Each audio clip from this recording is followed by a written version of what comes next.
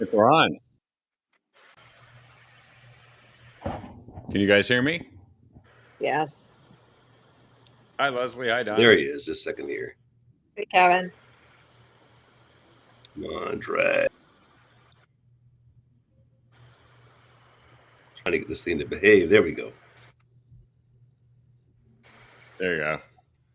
Kevin, I'm how you back in. doing? All right, right on. Hey, Don. Glad you made it. Hey, Kevin, this is good. Good. It's Yeah. great to see you. It's been a while. Yep, Hey, here's definitely. Slider. She's And been stepping in. Hey, Kevin. Good. Nice to And meet this you. is Kevin. Leslie. nice to meet you finally virtually here. I'm usually doing the Monday, Tuesday shift each week. Great. Well, we're happy to have you here. It's going to be a bit of a Right lift on. with spirits being what they are. Yeah, it was quite a day. And for folks that might not have been paying attention to the news but are tuning into our show tonight, this is the usual night that Don and Leslie are on. I joined tonight given the very, very shocking and sad news of the assassination of Charlie Kirk in Utah. I first heard about it, I think it was right around noon, and that he had been shot. And then the prognosis did not look good right away. But he passed away. And it appears to have been somebody with a high-powered rifle that was somewhere in the crowd. And I don't know if there's any updates here this afternoon, but the last word I heard is that they had arrested somebody who wasn't actually the person involved with it, and then they are seeking the actual person, and they haven't found him yet. There is the FBI did. I can see a headline on Just the News here, which says the FBI says a person of interest. The person of interest in Charlie's shooting has been released, and they're still looking for him. And I heard Jason Chaffetz, the congressman who was present at the rally, say that he's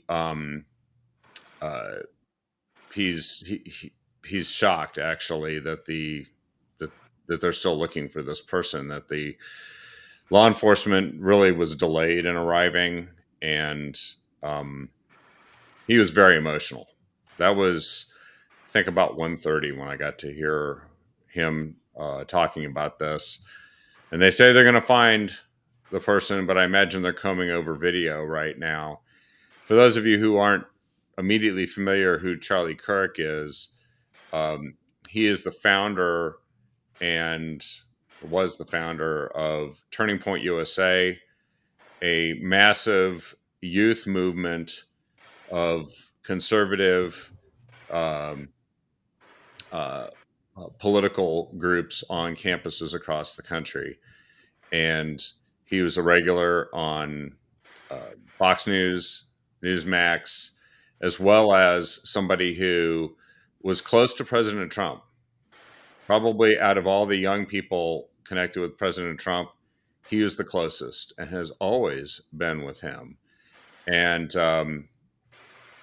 he was he was 31.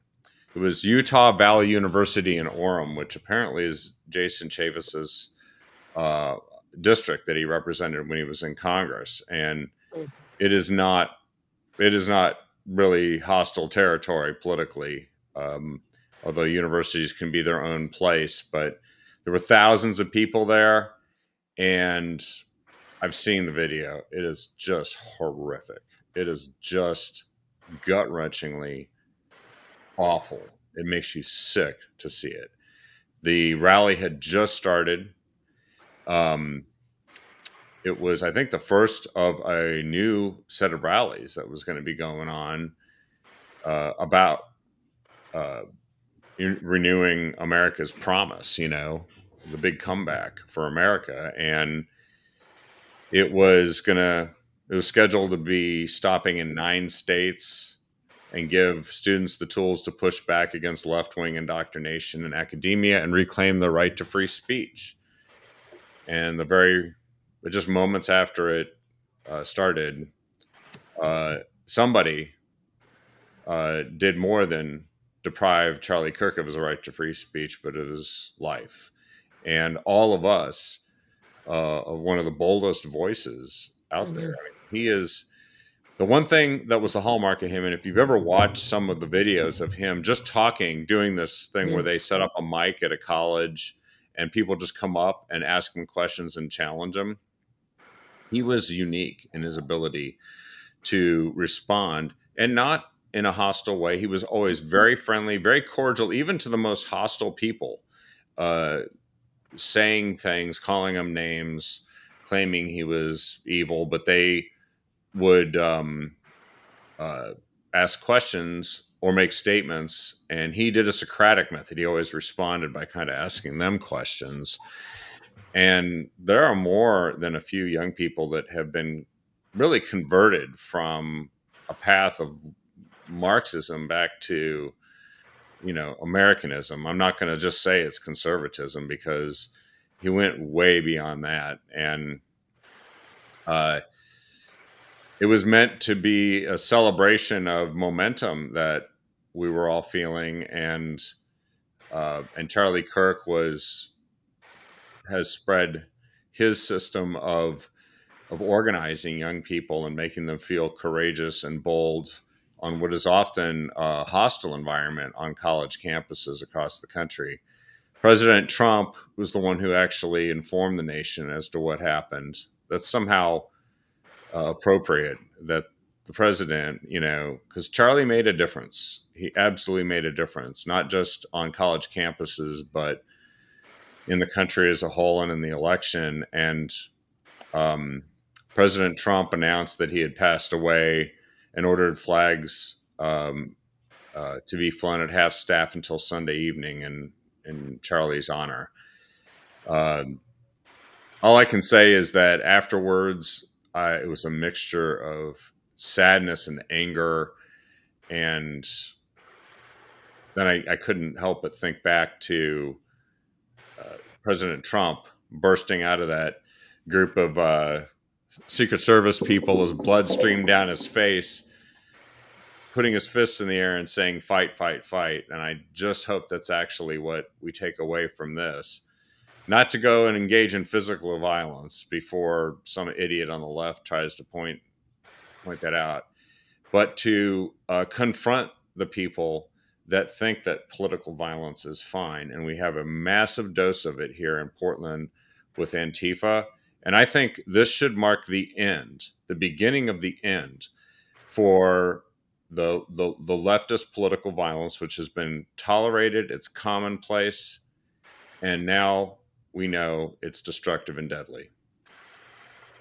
Well, as the biblical adage goes, by your fruits we will know you.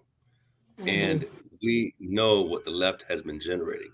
I came into this podcast thinking about the poor Ukrainian kid that they killed in the subway. You look at the level of hatred that the left has generated in this country over the last 4 years.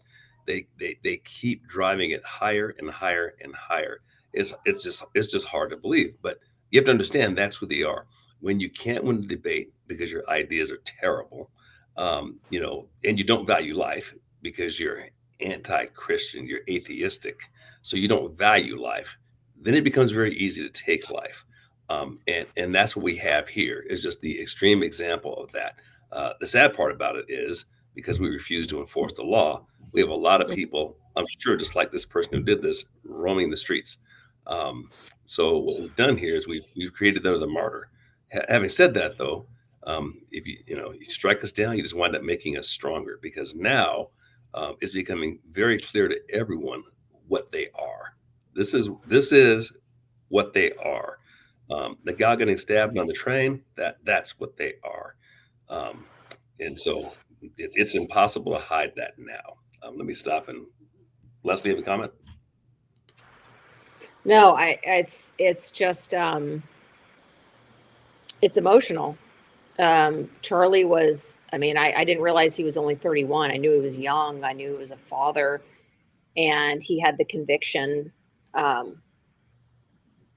that made him such a bold voice. And it's just shocking. It's shocking that there's anybody that would rally behind this. And again, I'm just a silly conservative who works her ass off all day, and tries to do a good job at work and with my family and with my friends and with my church. And, so I haven't dug into all the headlines and the chatter, but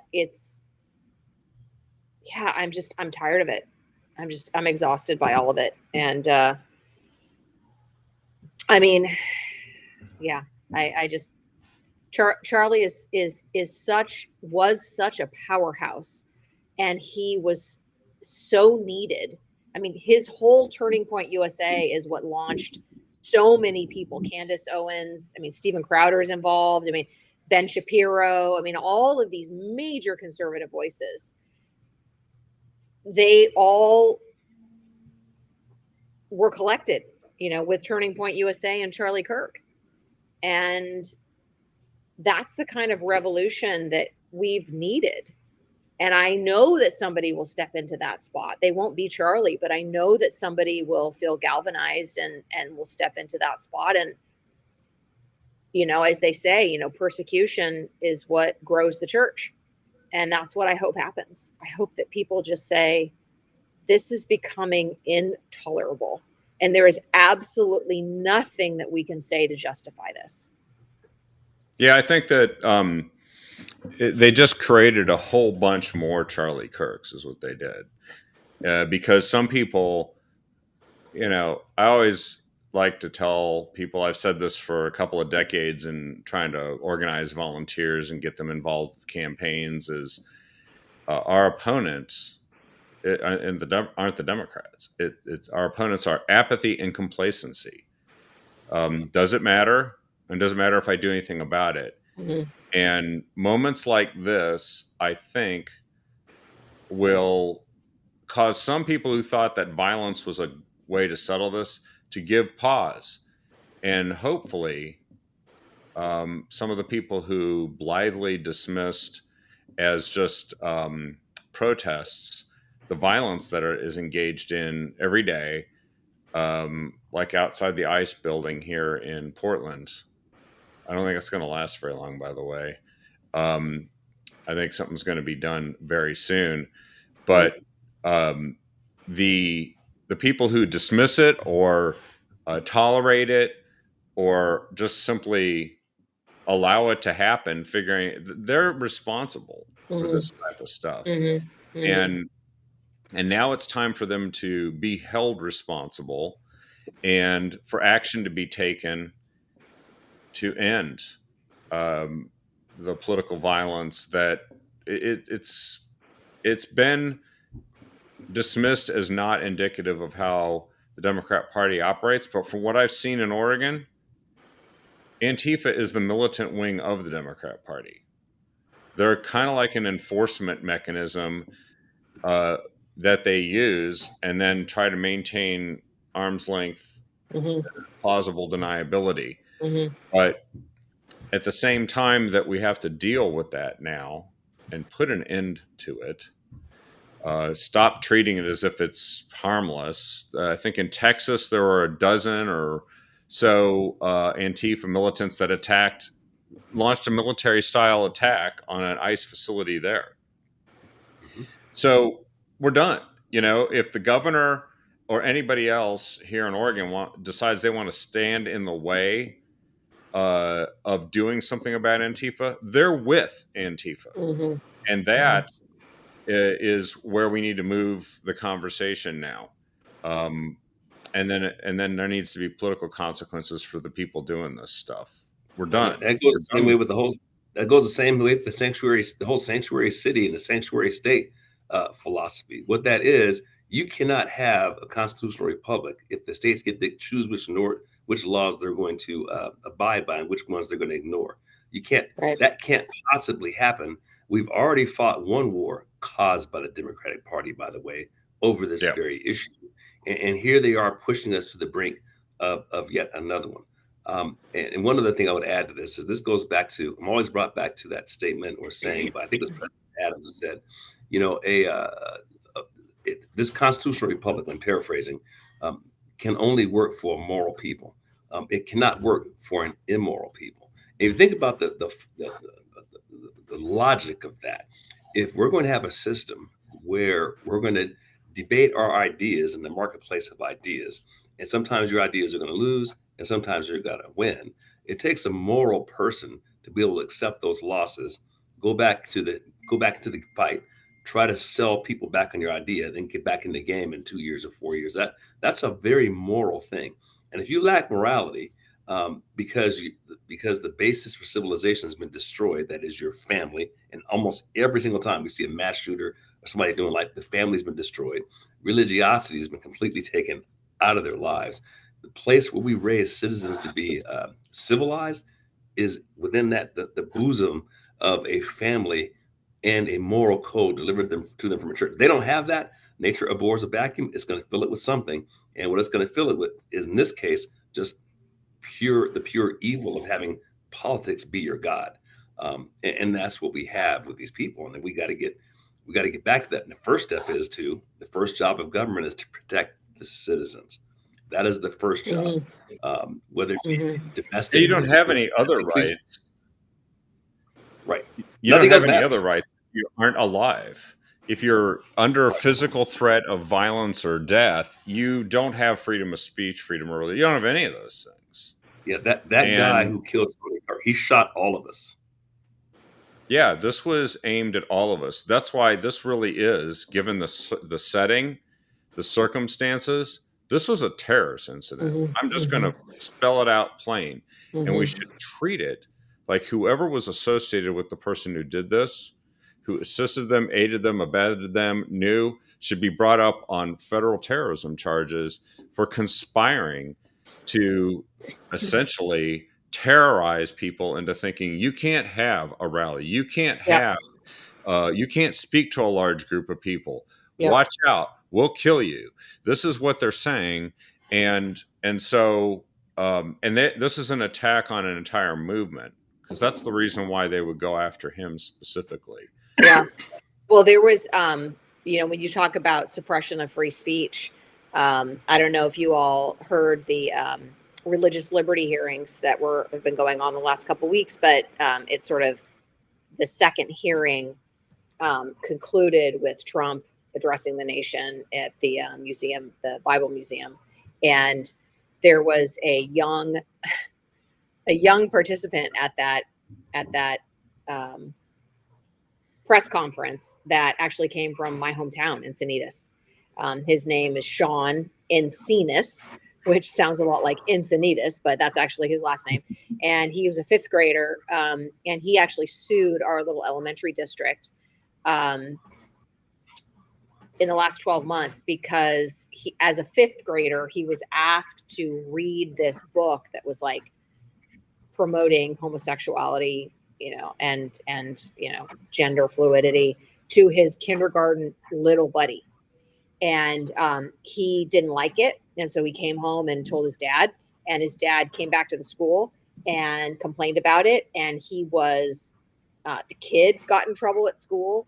The parent was ostracized and, cut out of things. And so, and there was a whole series of emails and Instagram videos that the administrators at Encinitas Union created in total opposite, calling out a parent for opposing these lessons and targeting this parent for complaining about the lessons, when it's like, that's a parent's right. Like, what does this have to do with reading? Again, like, this is not what should be happening in schools. And you have a child, you're supposed to be all about the children. I mean, Encinitas would always talk about the holistic, child and holistic, education of the child. I mean, it's just like, it would just make me lose my sanity sometimes. But when because I was on the board for 4 years in Encinitas Union, and I would just hear these like Looney Tunes, on the left and the right of me.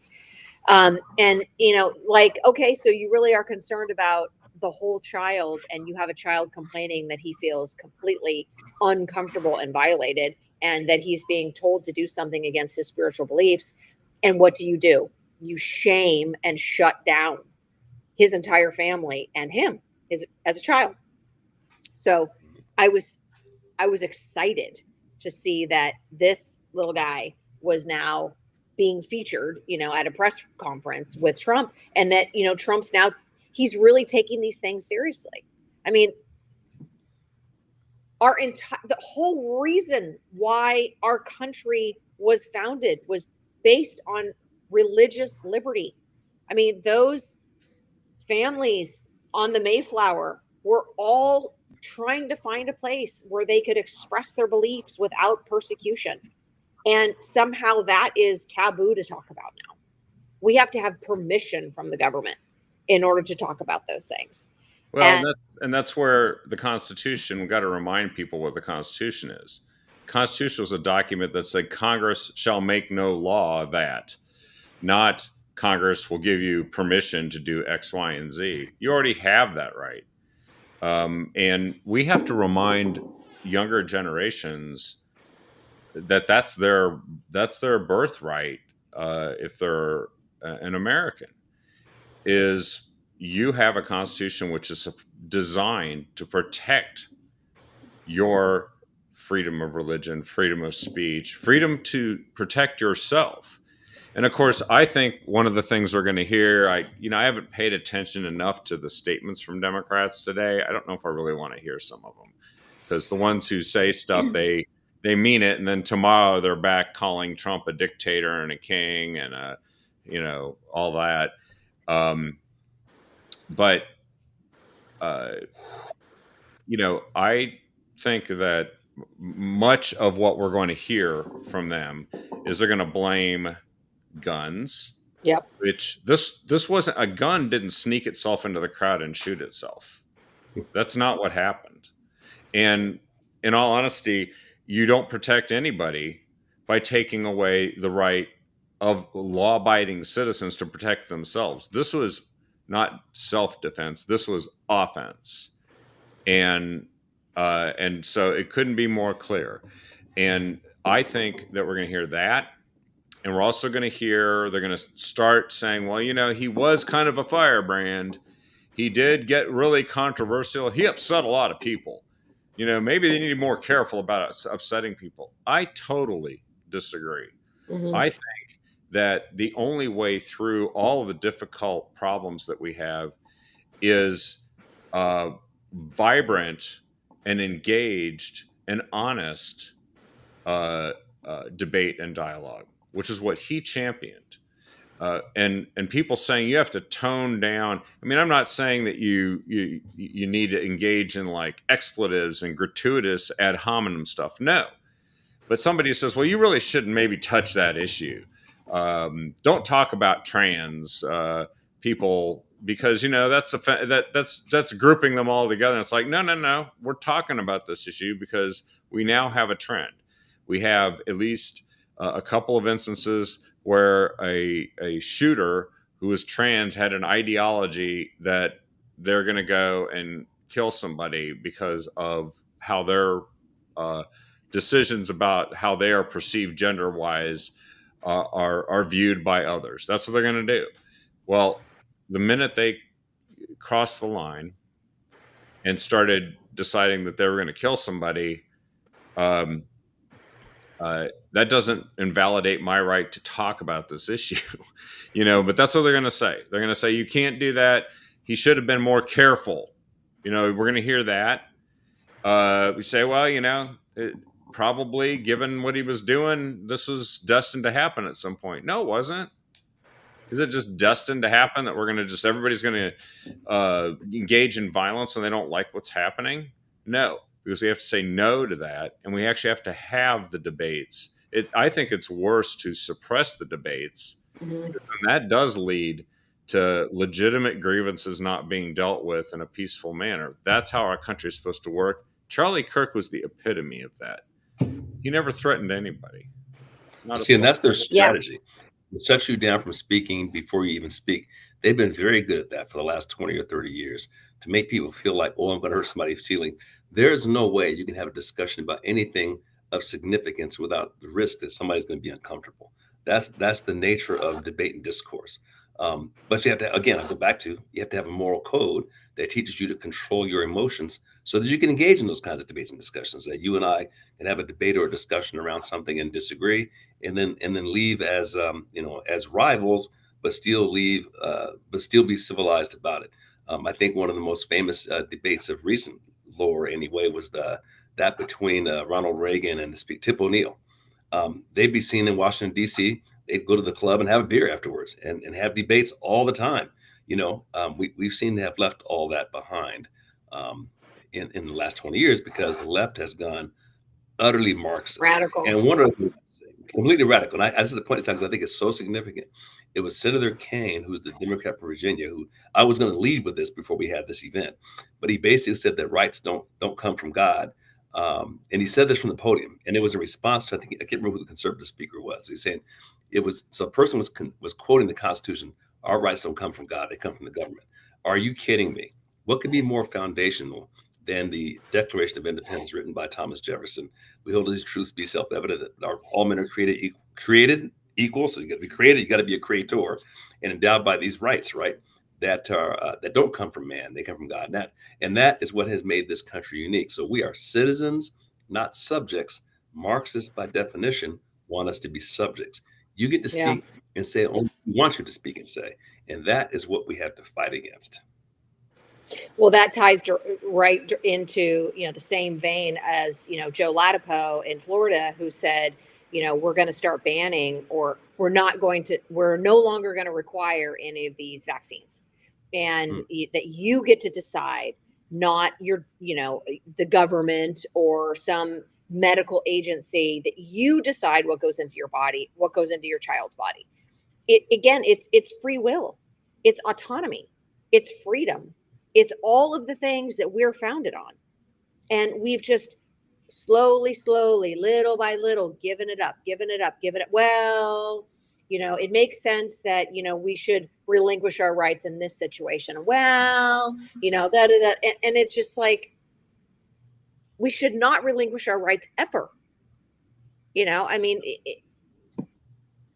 the word mandate shouldn't even, when you hear the word mandates, every American should cringe. I remember hearing that. What do you mean mandate? We're Americans. You can't just one guy comes along and mandates something. That's not how this system works. I can't believe how many people have forgotten that. No. Yeah, we had 4 years of somebody who thought that real authoritarianism, was fine. He just had to figure out how to get away with it politically, but that was it. And he did it. And then they turn around and they call Trump an authoritarian, when in fact, all the things that you're supposed to do in our constitutional republic, he's doing it. And if somebody disagrees with it and thinks they have they challenge it in court, right? And then it goes through the legal system. Or, Trump is actually operating in the way you're supposed to operate as a president. But he's also there to solve problems. And so he's not sitting around giving mealy mouth lectures to people about why, well, we really can't do anything about that right now, or it's going to take a long time. He looks for a way to make it happen, and he follows the law and the Constitution. This is going to take some time to explain to the people who have been propagandized by the left, who think that because somebody takes strident action within their legitimate powers, that they're a dictator, a king, or an authoritarian. No, even if you think Joe Biden wasn't as bold in his manners, the way he acted, you can be a quiet, sinister authoritarian even when you've only got half a functioning brain. You can still be an authoritarian, and he had that one down. But this is where I think that the language that has to change is when Democrats say stuff like that sounds like fighting words, that, and they are directing people or encouraging people in that direction. Let's not forget, a bunch of congressmen, including Steve Scalise, were shot up by a Bernie Sanders reporter or a supporter at a baseball field. Yeah. And then where were the riots? Rand Paul was attacked while cutting the grass at his house by another leftist rally.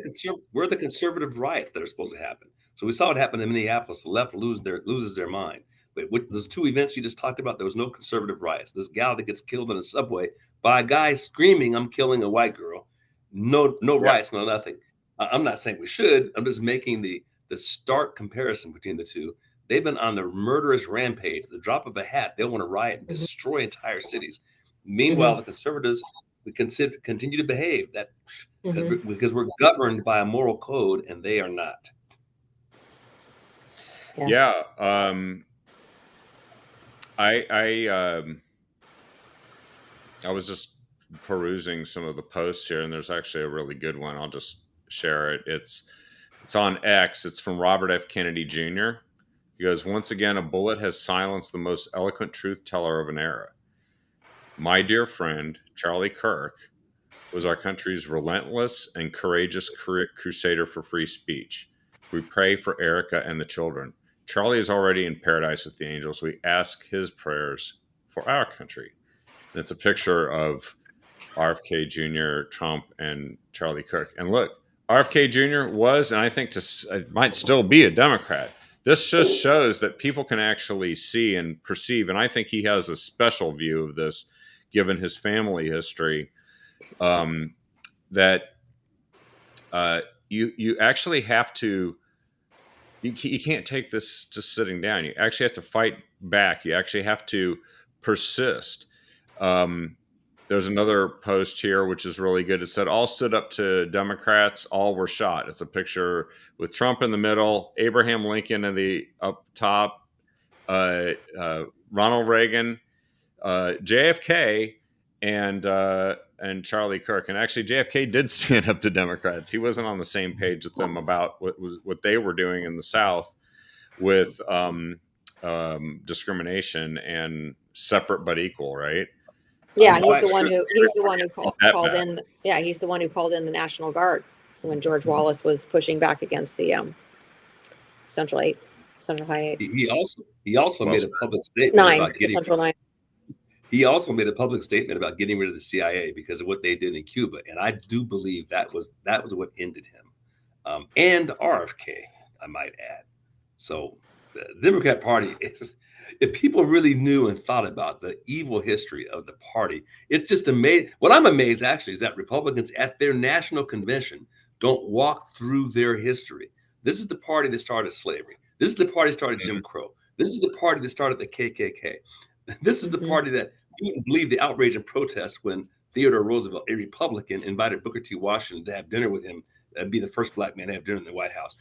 The party that dropped the atomic bomb on another country. It wasn't the Republicans that did that. Whether we think it's right or wrong, it was Democrats that dropped that bomb on the Japanese and put Japanese in concentration camps.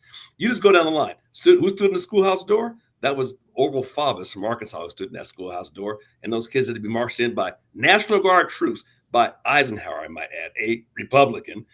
It's just unbelievable. Not to mention the infamous statements of LBJ. I'll have those ends voting Democrat for the next 100 years by putting them on food stamps. And what happened? That's precisely what happened. And none of this history, and there's a bunch of other things I could cover. That's just off the top of my head. How come this isn't common knowledge? We need to be much more aggressive in saying those things. I'm just waiting for somebody on the national stage at a convention to give that history so people know who's been destroying you. It wasn't Republicans that did this stuff. That's been Democrats. Martin Luther King Jr., according to his niece, was a Republican. And it makes perfect sense because the people that were opposing the Voting Rights Act of 1964 weren't the Republicans. It was the Democrats. It's just, who needs to maybe we should just charge the Democrat Party for all the reparations that people are running around saying we need. And, they can raise all the money they want and pay it in the form of reparations. Pretty And the much. rest of us can go on with being prosperous and free. What do you think? Yeah. Will that work? Who funds Planned Parenthood? They try to abort every black and brown baby they can, not to mention poor white kids in the Appalachians. That's where they put their clinics. Yeah, that's right. That's right. That's right. Margaret Sanger. Yep. By the way, there was another great thing. I just posted it here. Raise the next Charlie Kirk. We need an army of them. And I think that's a great sentiment, because that's actually that's the way you do this, is that they try to take him down, and 1,000 more rise up and try to reproduce what he did with their legacy, and then cover every college campus, every rally, every place where you don't think we can go, and you can't speak out, and just overwhelm them with righteous, truthful, free speech that just needs to be heard by enough people to make a difference. And also call out the people who are making excuses for the people that are violent. Yeah. I think that this is the moment to do it. They can't they're going to try to also claim that this is just one crazy person. Well, we don't know anything about who did it yet, but we do know that we've had Democrats, including Joe Biden himself, saying, got to go punch him in the face, hit him low. What was Obama said, if they bring a knife, you bring a gun. Yeah, and Maxine Waters, she had some invocation of violence too, and they do it on a regular basis. Now, I understand that some of this speech is figurative, but it's apparently some of their supporters aren't getting the symbolic side. Well, why? Why even use that?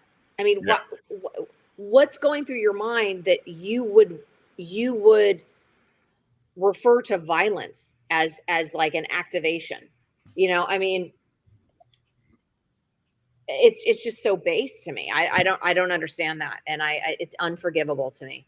They should urge people to speak out and share their opinions, whatever it is. But there should be some unity in condemning the violence here. And I want to see how long this unity lasts. It's interesting that tomorrow is the 24th anniversary of 9/11. And I think it's one of the few times that people who are alive in recent memory can recall a sense of unity in the country. And I think this is actually an opportunity for unity, but not for lack of boldness and clarity, just like 9/11. If you lack boldness and clarity on 9/11, after 9/11, you weren't much use to the country, And I think this is what we're heading into right now, is that I hope this starts a dialogue. Still there. And I hope it's the end of the groups that think that organized political violence is going to be fine.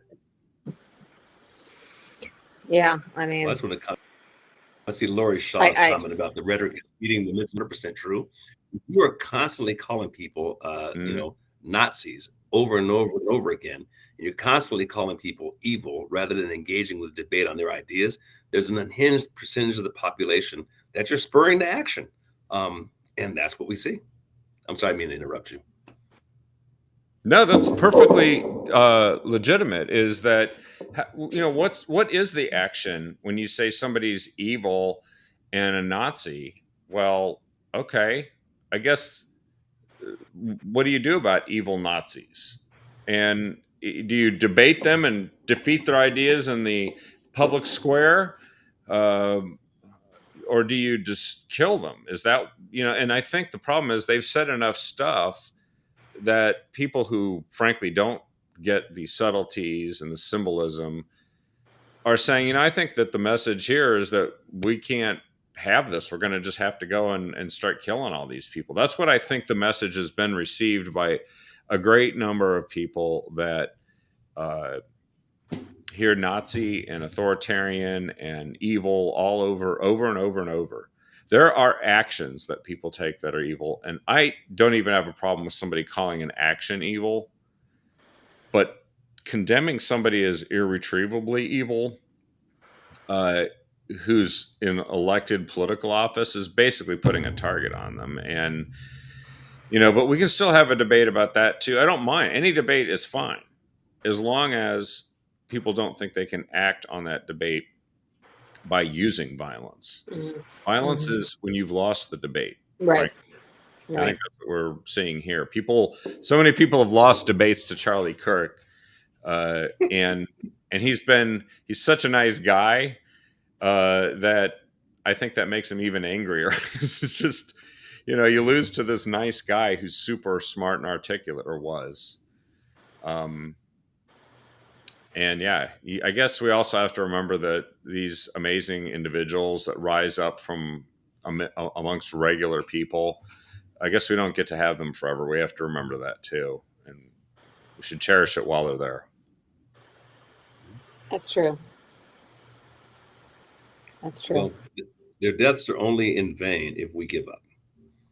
Yeah. And we have to realize that this has always happened when there's evil come along. That's why we have saints and martyrs, because they were the ones who joined in the fight when many others wouldn't. And we wouldn't have the freedoms we have now if it wasn't for 56 people who risked all to found this country.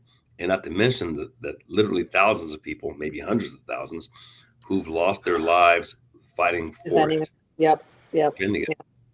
And it's just basically, my wife and I were talking about this the other day. It just happens to be our turn. Thank goodness I didn't have to go to like World War II or Korea like my dad, or Vietnam like my brother, or any of that stuff. Just the fight I get to go into is a different one. In some ways, more dangerous, because this enemy is the enemy of the mind. It's harder to see sometimes. And there's a party that invented the concept of canceling people. This is the ultimate effort to cancel somebody today, and we should view it that way. It's not just violence. It really was designed to impact the entire society and deprive us of a measure of free speech that we were reminded how important that was. And of all places, college campuses, that should be a place where people aren't shooting at each other. Yeah. They should be debating anything, and anything should be okay to debate.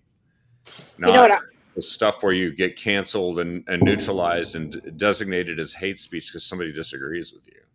I'd love to see a whole group of university presidents come out and condemn this and open the door wide to anybody who wants to have an open conversation and debate any side of any issue.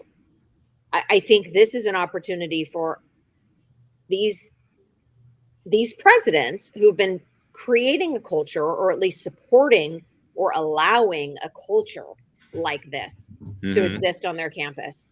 They need to step forward and say, we're not doing this. If you're faculty, if you're a student, you're not welcome here unless you are open to ideas. That's how we promote scientific discovery. That's how we develop higher ways of thinking. That's the entire process of learning, is being open and being flexible and changing your mind, changing your methodology. That's the whole point of learning. It's discovery. Yeah. See, I think the problem, Leslie, is over the last 40 years, that whole system's been infiltrated by Marxists top to bottom. Yeah, it'd be great if they would do that. I don't see it. I think the system's got to collapse. I think it's got to collapse first. And I think the collapse is in process as more and more people pull their kids out of public school and don't trust it anymore. The percentage of students attending public school has been declining dramatically since COVID. Yeah. And I think people are seeing what the university is just basically putting kids in debt and giving them nothing in return. More and more people are starting to see this doesn't make any sense. Eventually, not to mention the fact that they believe in killing off their future customers. What other business kills off their future customers with abortions? Yeah. But that's what they're doing. I know. Over I time, know. you can't have what 1.7 children per woman and have more college students. It's just like it's insane. They will Well, slowly collapse, and that's a good thing. there's a great irony here too, because he was famous for organizing people on college campuses and then visiting those campuses, having these debates and dialogues like the open mic thing and these rallies. And he didn't go to college. Yeah. He didn't go to college. He's brilliant, or was brilliant. Um but he frequently pointed out that you don't need to go to college to become smart or wise or skilled or effective in the workplace. It's one avenue, but he was also saying that to point out that you can also fill your head with garbage by going to one of these places, end up a lot poorer by paying a lot of money for it, and actually be a detriment to society as a result. Yeah. You're preaching Marxism. Marxism is famous for not liking competition very much. It Yeah. always ends with authoritarianism. That's why every version of idealized Marxism ended with an authoritarian dictatorship, like the Bolsheviks or Stalin, Mao, where power flows through from the barrel of a gun. Remember that famous saying that Mao had? And they don't like competition, and that's when some of these countries that accidentally, or not accidentally but foolishly, vote in Marxism. You can vote yourself into Marxism, but you often have to shoot your way back out of it. Yeah. That's Yeah. exactly right. Because of Marxism and how it operates. Yeah. Yeah. Well, the nation's report card came out this last week, and people are seeing. You said people are dropping out of the public school system, and that's that. Like, they just knew, they had seen enough, and they knew. But they released some of their findings, and basically our scores are down even before COVID. I mean, COVID was devastating, and I get sick of people constantly like pointing to COVID as the excuse for everything. It's like, Yeah. it's not the excuse for everything. Like, it was 4 years ago. Let's pull your head out.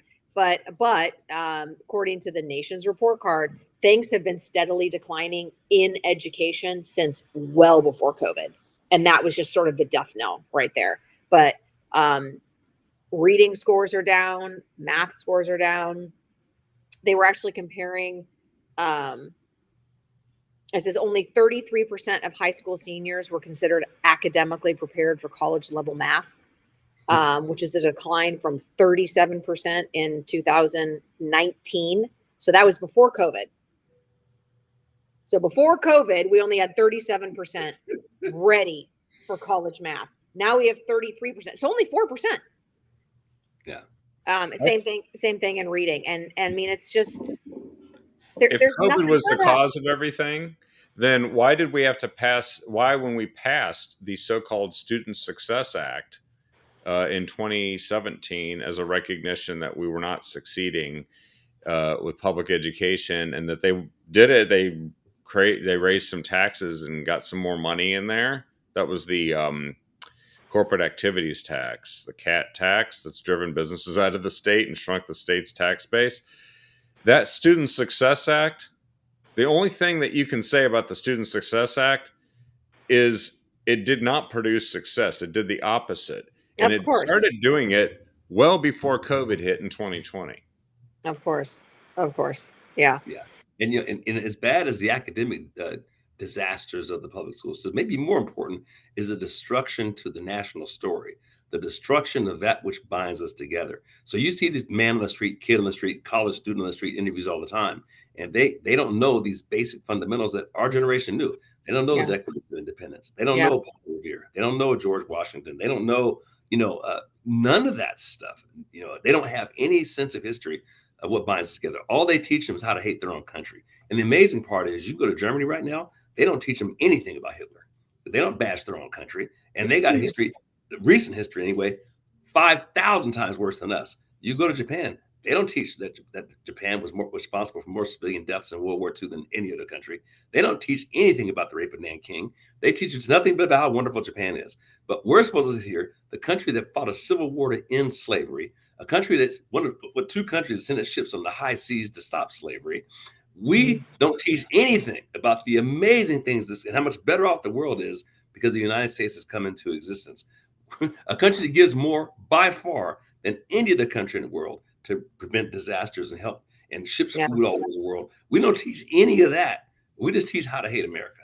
It's yeah, insane. that's right. Nobody And else then, does.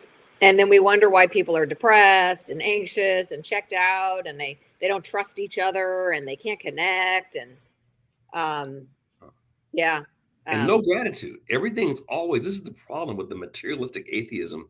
Everything's 100% about who got what. That's all it focuses on. Same with Marxism. The whole thing, even like we talk about college, it's all about material success. When, if you go back to the founding of the Constitution, the Declaration, what was it? In the pursuit of happiness. That's not what they meant in that century's definition of pursuit of happiness. It was pursuit of virtue. It wasn't pursuit of getting stuff. Yeah, we're going to put you in a position to improve yourself materially, but more important than that was improving in virtue. They understood that. And you can't just pursue stuff. We see it with people who get rich suddenly all over the place. Their lives are miserable, and they usually look at the train wrecks you see in Hollywood or in the professional music circles or in acting or professional sports. Who wants to have their lives in like that? They almost yeah, never live to their natural life expectancy because it's wealth gotten too fast without the moral underpinnings necessary to hold the whole thing together. So again, back to fundamentals again. yeah, yeah. I don't know if you saw Dawn and Kevin that so I mean I work at a school, and so we've been dealing with AI for a while. I mean every industry, we've all been dealing with AI for 20 years, but people just didn't know that that's what was going on, in your chat bot and in your that little email that you got after you abandoned your shopping cart. That's all machine learning, that's all AI, right? But now all of a sudden it's available to consumers, and so people are aware, and they're freaking out. But I've there's a lot of this, you know, we already know that people lack the ability to connect with other people, that they've been shut off, shut down, and in a sea of other humans, they're feeling lonely and isolated and depressed and angry. And it's like, turn to your neighbor. I mean, everywhere I go, I turn to somebody in line. I talk to somebody, standing next. Like I'm constantly connecting with people. I don't think nobody thinks I'm weird as far as I know. I mean, they all seem like happy to engage, but we've somehow forgotten the I don't know, the ability, or maybe people are just becoming too afraid to engage. And so now they're turning to AI, and it's beginning a bigger and bigger and bigger problem. And these companies, Zuckerberg and Altman, they're not, you know, taking responsibility for what their product. It's almost like, everybody's so mad at the gun manufacturers because they're killing people. AI is literally killing. I mean, not literally. They are killing people. They are encouraging people to commit suicide. They're encouraging people to Yeah, I kill their saw that pet. story. Yeah. I mean, there's so many of them. And I was telling Dawn a couple weeks ago, I actually have a friend who's a strong Christian friend who was telling me on a walk one day that she's using AI to talk about her problems. And I just thought, what in the world are you doing?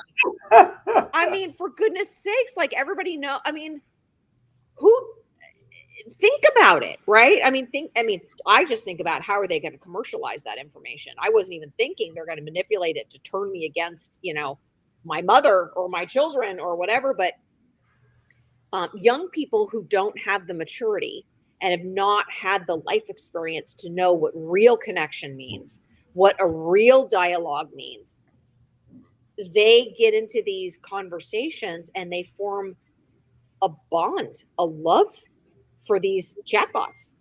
And it's intense, and it's so much that they're they're being counseled by the AI bots in the same way that a typical abuser does, cutting them off from family, cutting them off from friends, I'm the only one who understands you. And these people don't have any life experience to know that's dangerous and fake. And so that's what we're building our societies on. Yeah, AI doesn't love you, just like the government doesn't love you. And it doesn't operate off of a deeper understanding of identity and moral codes. Now, maybe they will try to add in some sort of moral codes or subroutines or something to these. I don't know. I mean, No, of course they won't. They have social media. Social media they'll is say still that. predatory after all of these years, and we've had it for when did MySpace start? Like in late 80s. It's still 40 years later disgusting, right? People will say, "Oh, it's like, well, it's the way that I stay in touch with my family. It's the way that I know what's going on with my friends." How do you think people did it before? Like, it's Well, like, oh, we need a Common Core math. Really? How did we get to the moon before Common Core math? I mean, how did we sail across the ocean before Common Core math? It's strategically dangerous. It reminds me of, I think Milton Friedman wrote a book called Small is Beautiful.